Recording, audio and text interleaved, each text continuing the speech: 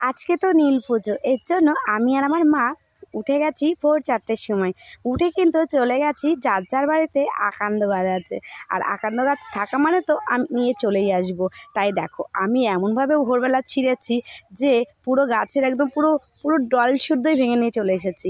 একটা ডাল ভেঙে নিয়ে চলে এসেছি, এতগুলো ফুল হয়েছে।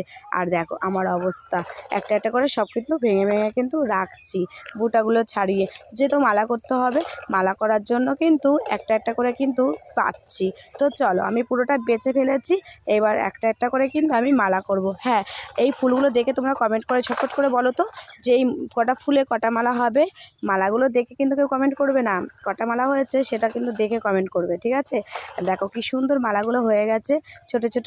আর সব থেকে বেশি আমার ভালো লেগেছে মালা গাঁথতে, যে এই মালাটা দেখো, এই মালাটা কিন্তু ঘরের ঠাকুরের জন্য কিন্তু মালাটা কিন্তু গাঁথা হয়েছে।